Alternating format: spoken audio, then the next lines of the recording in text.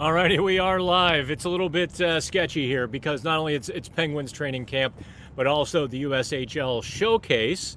So there's all of a couple thousand people milling about in and out today. As you know, I'm Dan Kingerski on the Pittsburgh Hockey Now and the National Hockey Now YouTube page. Before we get this whole thing started, like, subscribe, do all that little fun stuff. So let's see here. We're going to remove that, and you can see what's going on behind me just a little bit here. So training camp, first couple of days, there's not a whole lot to report. I mean, listen, we're not going to dive into breaking down a prospect's chances for the NHL after 2 practices. But we can sort of start to see what is going on in terms of what Mike Sullivan is thinking, what are his criteria. In fact, I'm going to post the article right now on Pittsburgh Hockey Now. Sullivan's criteria. We asked, I straight up yesterday asked it, okay, what exactly are you looking for? His answers surprised me just a little bit, in so much as my laptop is falling. I've got it propped up. Bear with me. Oh, hang on. There we go. The 3 criteria, and I'm going to post the article right here. He's looking for hockey IQ, execution, and competitive spirit. On the surface, that seems to exclude just a couple of the prospects or a couple of the guys battling for the spots. I would think, most notably, that's Valtteri Puustinen, who kind of gets the short shrift in that. Because he certainly doesn't have that high compete drive that, say, Vasily Ponomarev has, or Blake Lizotte. He probably doesn't have the hockey IQ that Cody Glass and some of the other guys have. Sam Poulin, for example. So it's going to be a very interesting thing. 19 players, 14 spots. And like I said, it is a crowded day here at UPMC. Check out the article. We're not going to do this for an hour and a half today. I'm just not going to go that long out here. So I'm going to jump right in to the questions. There's, that's a terrible slide, Anthony Beauvillier. It is kind of weird seeing a 72 on Sidney Crosby's wing. There was something familiar about that. I'm on the other side. Boy, these slides are really stretched. They don't show very well. There was Ponomarev. And before we get to the questions, I'll run this back again for you. So you can see the beginning of the play. Here, let's start it again. Watch the burst in Ponomarev's first steps on the breakout. What it does is it neutralizes the forecheckers, so now they're pursuing. It backs up the guys in the neutral zone, which tic-tac-toe creates a breakaway for 24 second-round pick Tanner Howe. Watch this. Eventually.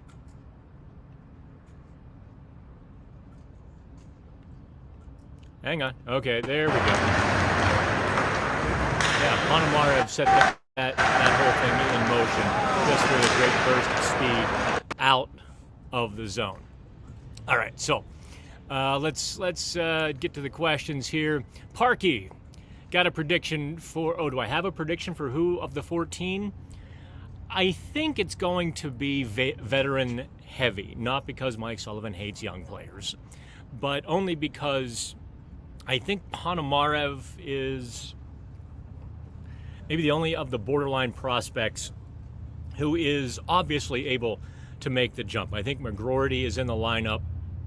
So whether you have Cody Glass or Jesse Puljujärvi, I'll tell you what, on Monday, Puljujärvi was in a green jersey. And they gave the green jerseys to guys. The other 5 who were in green were obviously minor league fodder, like Chase.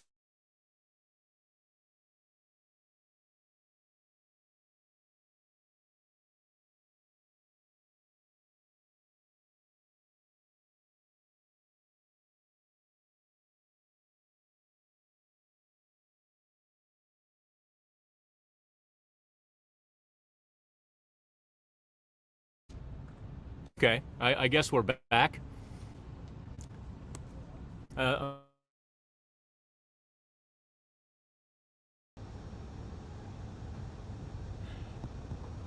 I wonder if anybody's left.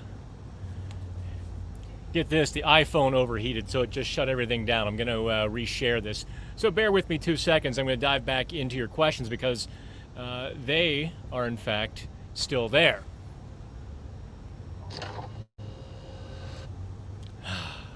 I tell you what, if it's not one thing, it's another.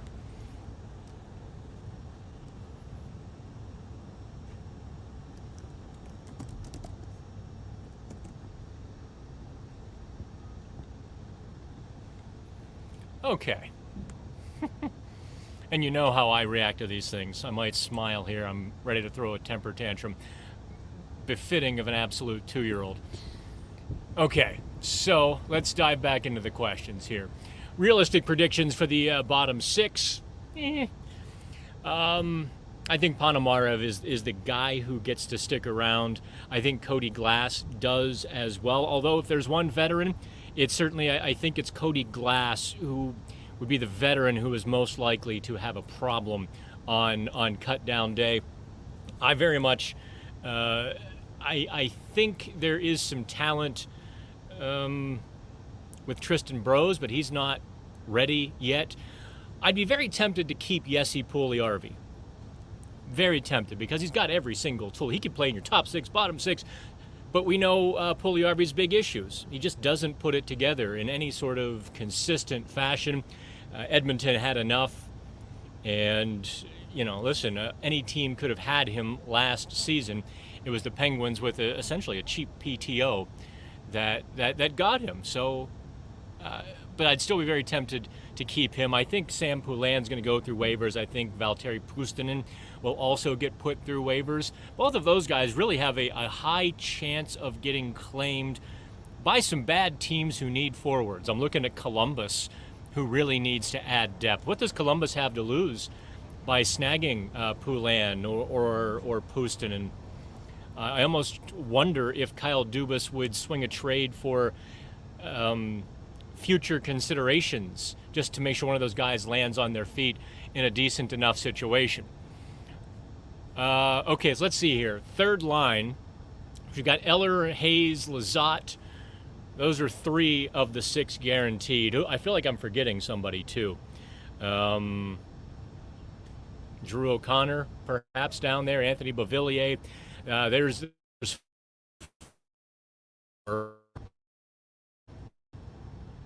yeah, that's probably good enough anyway. Daniel, I am just peachy. Appreciate the compliments, guys. Let's see here. Jay, Kevin Hayes on wing both days. Actually, in the scrimmage, it sure looked like he was taking the middle with Blake Lizotte sliding to the wing. Take it for what you will. But, yeah, Kevin Hayes said when they acquired him, we talked to him, I think it was late July, one of those little Zoom calls they set up for the media. And his thing was he wanted to shoot more this year. He felt like he got passive. He got a little flat-footed in St. Louis. He wasn't shooting enough, and he wants to shoot more this season. So putting him on the wing does lend itself to that. The problem is, here's the big problem. Lizotte is not a playmaker.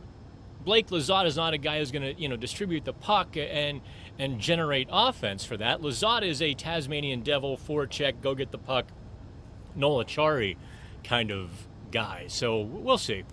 Hopefully the video is holding up. I don't see anyone complaining yet. Next. All right, from Brandon, thoughts on Tristan Brose at camp? I mean, listen, it's 2 days. I'm not going to offer you too many deep thoughts on a guy. Brose this morning in the scrimmage did win the forecheck battle.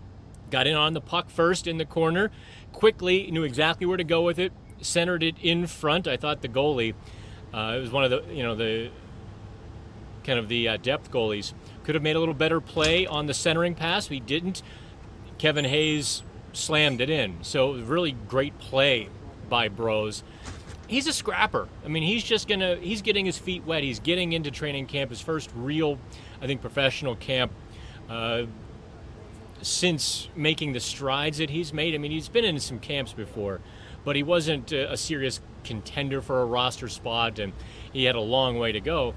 So this is his first real opportunity, and He played really well in the rookie camp, the Prospects Challenge up in Buffalo. And I think you're going to see him sooner than later, but no, he won't make the team out of camp. Okay. Do I think with Sid's 2-year deal and the clock ticking, do they trade Joel Blomqvist for immediate help with the emergence of Murashov? No. Here's why. Not until Murashov pushes Blomqvist out of the way do you have that thought. You don't assume that a goalie, especially a 20-year-old goalie, is going to make the leaps and strides in a very linear fashion. It doesn't work like that. Blomqvist is on the verge of being ready for the NHL.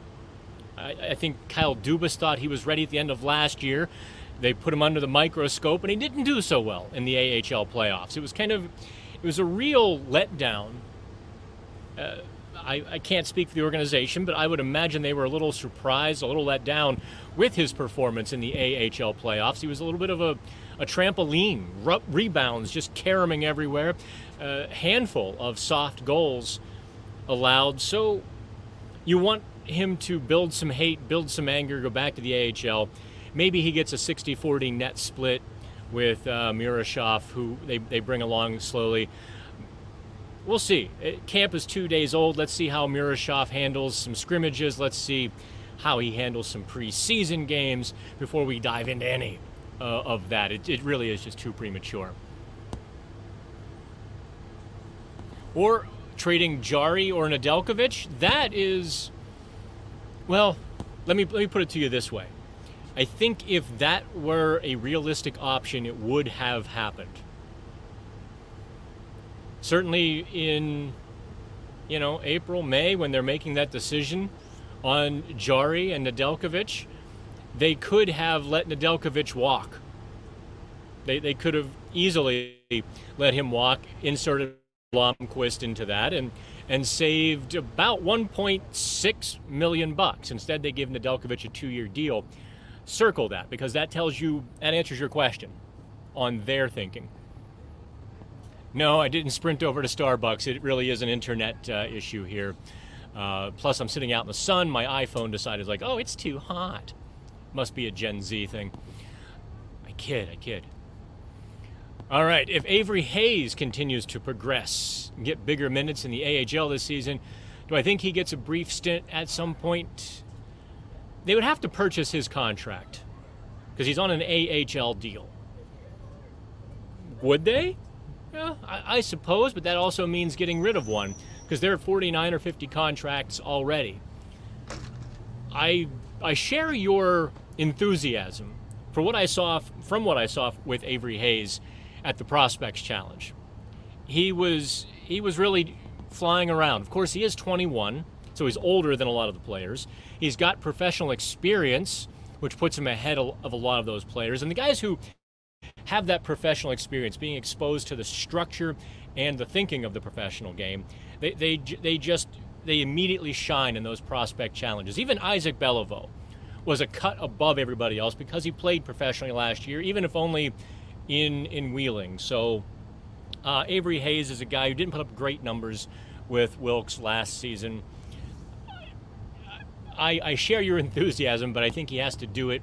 He has to put forth a better performance in the American League this year to get his contract purchased, because he would have to supplant somebody else.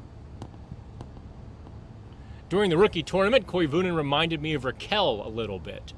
I can see that. Good hands, shot, playmaking. Also looked like a bottom six role would take all the wind out of his sails. Jay, I think you're maybe transferring some of your hopes onto him. He really didn't shine in the Prospects Challenge. He even today in the scrimmage, he's still a step slow making the play. He's still dusting the puck when he needs to shoot it. He's still dusting the puck when the pass is there. He's going to have to learn to play a quicker game, move the puck quicker, and be a little faster on his toes, a little more anticipation. That's going to come with experience. He needs a good deal of experience, I think, before he's ready. But if you're going to make a comparison based on ceiling and skills, that's not a bad one. Okay, let's see here.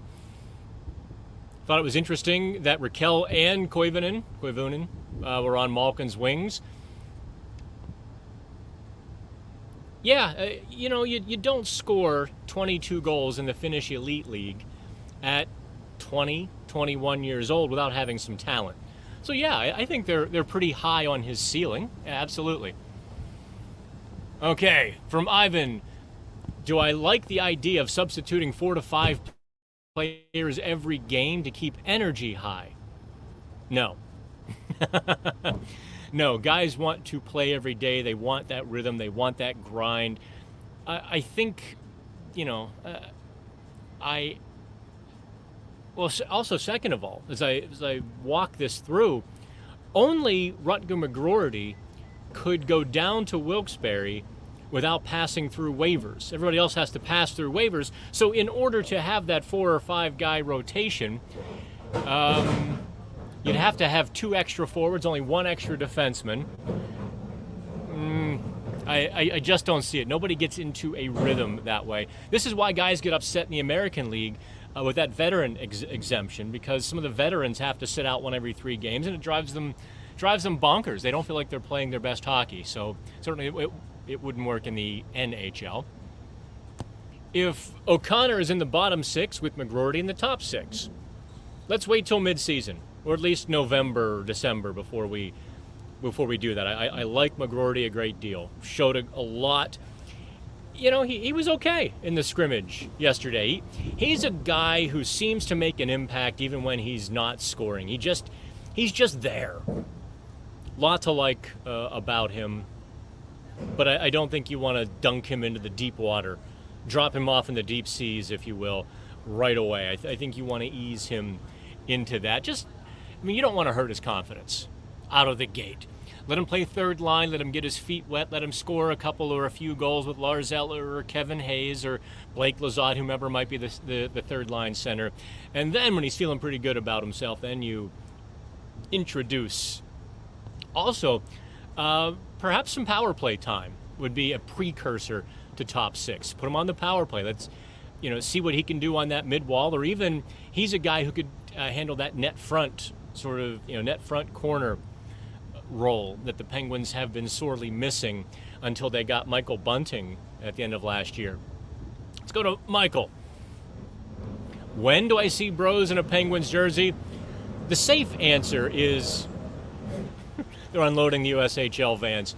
The safe answer for Bros is next season. Some injuries, some waiver losses. He could jump up to the top of the list pretty quickly. I don't see him in the NHL, though, before January or even March, just the way things, I think, are going to shake out. Michael, what's my take on the Oshie injury and how Ovi got hurt already? Well, first of all, Ovi's back. He was back the next day. My take on the Oshie injury is he has been dealing with crippling back issues for a couple or a few seasons. He was a warrior to get into the lineup last year. Full stop. He's one of those guys you just tip your hat to, you admire. He's done, in all likelihood, unless they find a miracle worker, chiropractor, surgeon to fix the back. He's done. Do they re-sign Marcus Pettersson? Very good question, guys. That's largely going to depend on what they've got. It's going to depend on Owen Pickering's progression. It's going to depend on, can they... I'll tell you what, I like Matt Grzelcyk a lot. Watching him in camp, and again, I don't want to be a hypocrite and say, oh, you can't take too much out of 2 days of camp, but 2 scrimmages in a row, I'm watching Grzelcyk. The little things that he does that you're not going to notice unless you're watching are significant. The head fakes when he's got the puck, skating backwards. He's deking forecheckers without, he's just the subtle little things, like little head thing where the forechecker goes this way, creating a passing lane that way, snaps the puck in the right direction. There's a lot to like about Matt Grzelcyk. So Ryan Graves, even after this season, will have 4 more years under contract with the Penguins.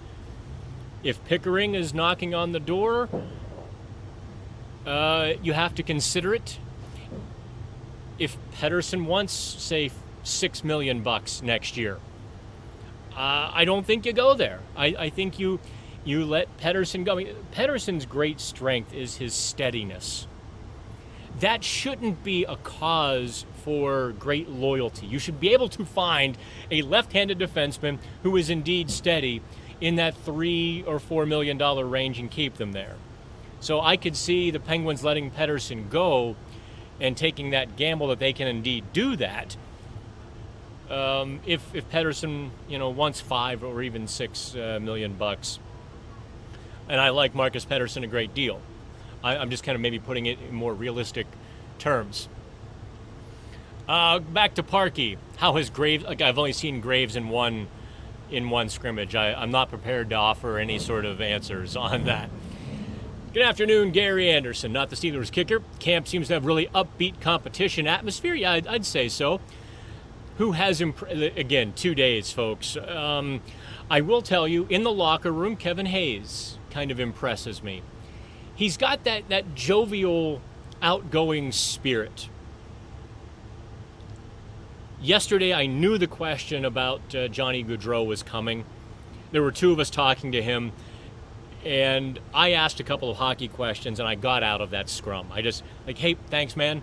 And I let my colleague dive into that. I wanted no part of the Gaudreau story, only because that's just not my forte. Feelings, Dan's not good at those. So Hayes has impressed me.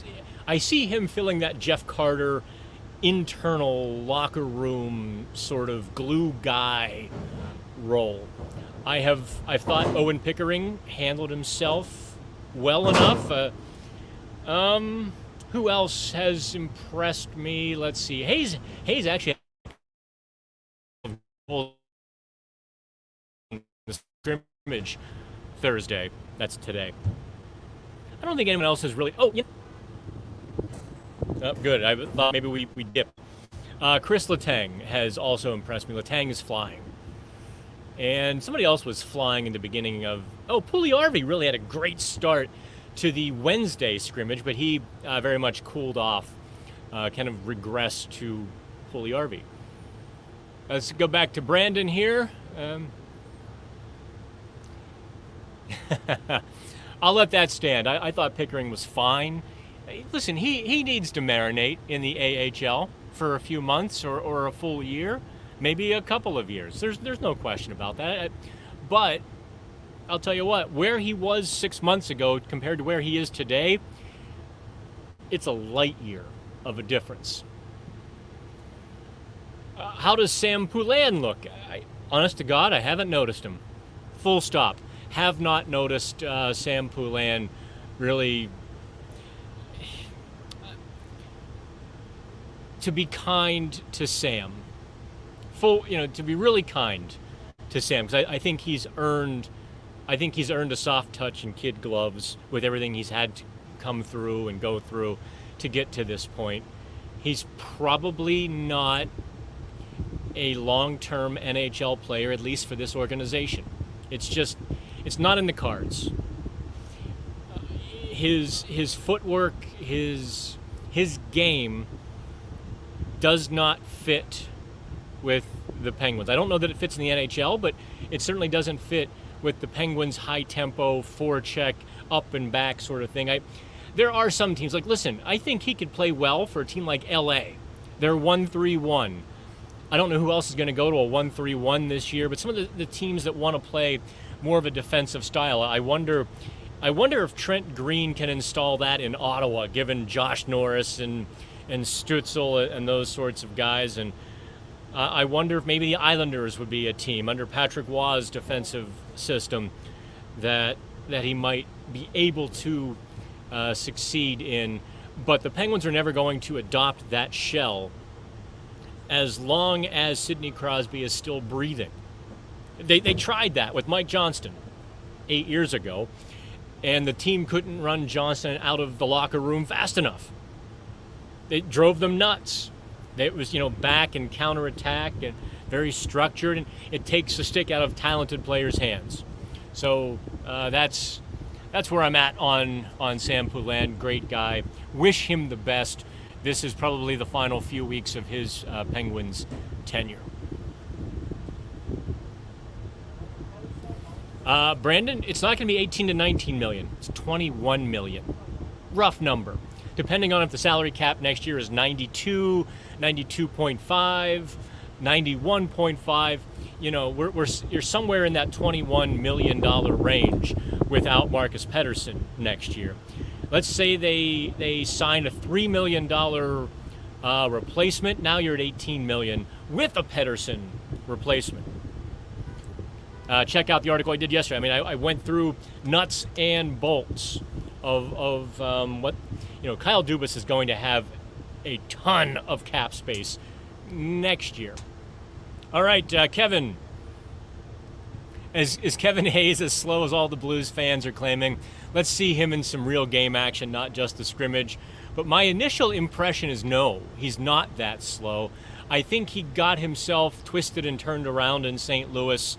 I've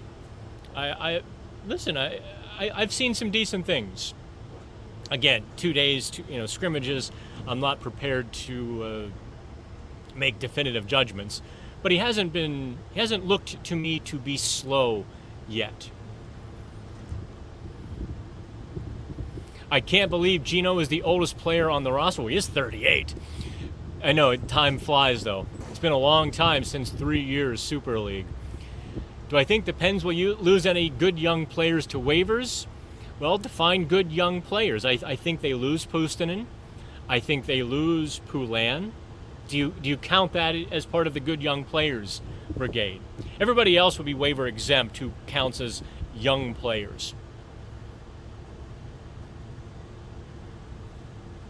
Did Poulin's game plateau? Yeah, I don't necessarily think he's a much better player today than he was 3 years ago. I know that sounds harsh, and I hate saying it, but that's kind of where I'm at with it. They've tried him at center so he could get sort of the wheel going and have speed out of the defensive zone. I thought that worked. I don't know why it didn't continue, but they put him back on the wing last year, and he's really good defensively. Hockey IQ. He's heavy in the defensive zone. He gets back, starts banging the body on the wall, disrupting plays. He's good like that. But in terms of a full 200-foot game, yeah, I'm hard pressed to find a lot of praise for him. Oh yes, Parky, we do these every week. Now I'll be traveling, so the schedule might fluctuate a little bit. But yeah, we do these every week. Come on down, Mitch Marner. Hey, listen, I wrote the very same thing a few days ago with the Penguins having $21 million next summer. Mitch Marner is... Let's dive into the... I lost all of my slides. Let me see if I can get one of them back. Here. Let's look at Sidney Crosby instead of my ugly mug. If the Penguins are legitimately going to try to turn this around quickly, and I think they owe that to Sidney Crosby, my gut feeling is, just talking with Sid there, that very unique press conference on someone's back patio as he delivered season tickets, I feel like Sid feels like they are going to do everything in their power to turn this around. Crosby is not expecting, them to trade first-round picks for top talent, but he is expecting an infusion of talent to win. Having that in place, let's say next year, you've got all the salary cap space. You've got some young players who will be on the doorstep. You're going to have 2 second-round picks, 2 third-round picks. Heck, maybe they spin somebody else into another draft pick or 3, right? Maybe maybe at the NHL trade deadline, Rickard Rakell is playing really well, but the Penguins are 5 or 6 points out, and you're able to spin him for a late first rounder. Brian Rust would fall into that same sort of category. So maybe you have 5 or 6 prospects in the top rounds coming in next summer. So you can begin to look to that next era. Can you do better than Mitch Marner? I think Brock Besser would be a guy you take a look at as well. There are a couple of other names too. They're going to be out there next summer. There's 4 or 5 guys who are heavy hitters who are still, scheduled to be free agents. I think the Penguins would do well to put a few bucks in their pocket and lay in wait for one of those guys. I think they owe that to Sidney Crosby, or at least to make a good effort at it. If a trade for Pettersson would happen, what do you think his value would be? We did that a few months ago. I hate to rewrite the exact same article. Maybe June or July I did that. Pettersson right now is probably worth late first rounder or solid second round pick. It really depends on the market and who's available. We see defensemen. Look, Sean Walker goes to Colorado at the deadline last year for a first rounder and Philadelphia accepting Ryan Johansson. So if we kind of extrapolate that, Pettersson's value, perhaps the Penguins take on a bad contract to get that first rounder with Pettersson. That would be within the realm of possibility. Hayes is a third line center, 10 to 15 goals. Sullivan and Dubas will be happy. That's my read on it as well, 15 goals. Although if they want him to shoot, you put Lizotte in the middle, I suppose. Although I wonder if Hayes would play better with Eller. These are the things we'll find out, where the chemistry falls. Let's see here. Dave, just jumping in. How is McGroarty looking? He held his own in day one. McGroarty is one of these guys. He's got a certain intensity about him, so even when he's not dominating the puck or the play, you seem to notice him. But again, it's pretty early to make judgments like that. Penguins have a brutal opening month schedule. Oh, don't I know? Detroit, Toronto, Montreal, and then we go out west a week later. That west trip usually takes place in November or December. It's kind of early this year. I wonder if guys will like it, although we get screwed in terms of Vancouver this year. We've got like 12 hours in Vancouver, which I'm really upset about because I love my little Italian speakeasy. You have to go bang on the door to get in, and they've got such amazing food. I might have to just see if I can go for a pregame meal or something. Skip the wine this time.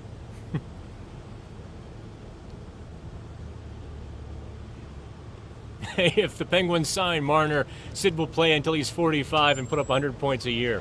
Wouldn't that be interesting? You have to think about that stuff, though, right? You actually have to think about what can you do for Sid.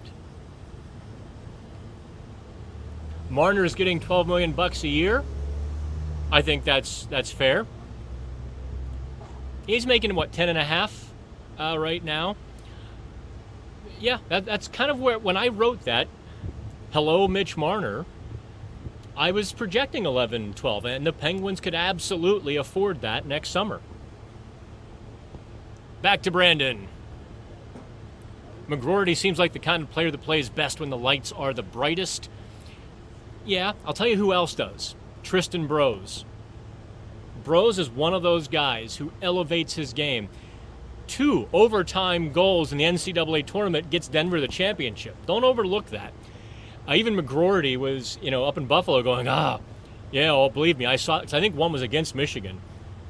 So McGroarty had a first-hand look at Tristan Brose and what he does under the bright lights.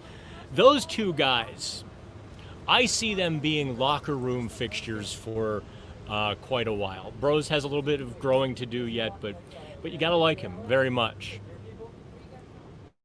Let's see here. Great takes here and appreciate the insider opinion. Well, I appreciate you, my friend. Do I think Bunting going to have 75 points this year? Has he ever hit that level before? I think he's more of a 50, 55 point guy. I like him a lot with Evgeny Malkin. But Bunting did play in Toronto with some pretty good centers and didn't have quite 75 points. I think he had, 60? So let's not, maybe let's not jump too far ahead. Okay, last couple here. I'm giving the sign off. So last call here. Where's Gary? There we go. Would someone like Marner how would someone like Marner feel coming here and asking for $11 million per season, seeing the best player in the world, Sid, taking 8.7? Would someone take less because of that? Well, Pennsylvania doesn't have the tax haven that Tennessee, Florida, Nevada have. So there is, but Pennsylvania also is not the money-hungry, vampire, blood-sucking bureaucrats of New York, Massachusetts, Canada, California, Washington, that that kind of keep free agents from there. So we'll see. Would he take a little bit less to play with Sid? Would be a question. I mean, okay. Let's say you take $500,000 less. Possible. I would. I mean, I try to put myself in players' shoes, right? And would I come to Pittsburgh to play on a line with Sidney Crosby for his final few seasons and lead the team to its next era? I would be very intrigued by that opportunity. What's this? Kyle Okposo just retired. Kind of shocked. Well, time comes for us all. The gray hair. Yeah. So that's going to do it. I have to get back in and go to work. I appreciate all of you. I am sorry about the 5 or 10 minute interruption in the middle while the video feed cut out. Very much appreciate y'all. Like, subscribe, share, buy some billboards for us. I don't know. We'll do this again next week. I haven't looked at the preseason schedule, but if I have to pull over in the car somewhere on the way to a preseason game, that is what I will do. See y'all next week. Have fun.